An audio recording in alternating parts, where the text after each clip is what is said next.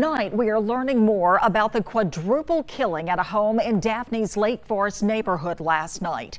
21-year-old Jared Smith Bracey, the grandson and brother of 3 of the victims, is charged with 4 counts of capital murder, a charge that can carry the death penalty. The brutal attacks happened at a 2-story yellow house on Melanie Loop. Investigators say Smith Bracey went into the home shooting.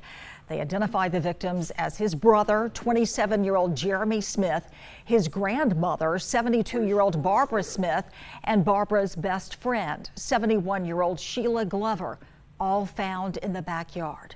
His grandfather, 80-year-old Leonard Smith, found inside the home. The grandfather was inside of the home in his bedroom.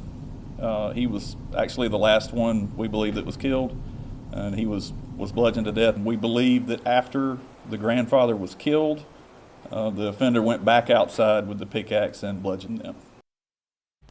Daphne Police Sergeant Jason Vanoy says Smith Bracey confessed to the murders and describes him as cooperative, polite, and showing no remorse.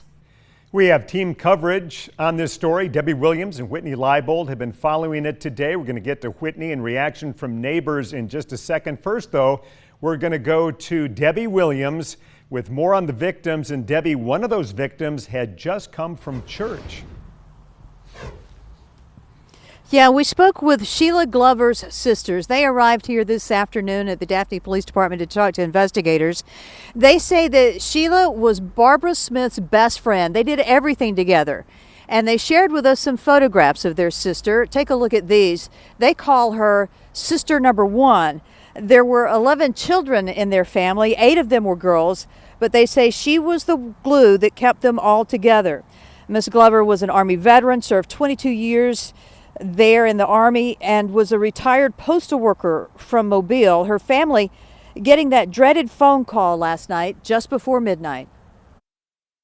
My sister was a very sweet person, great heart. Everybody that knew her loved her. Yes, and she would have given him the shirt off of her back. Now, originally from Andalusia, they say she made her home here in Daphne. After meeting with investigators, the family saying they have every confidence they will get justice for their sister.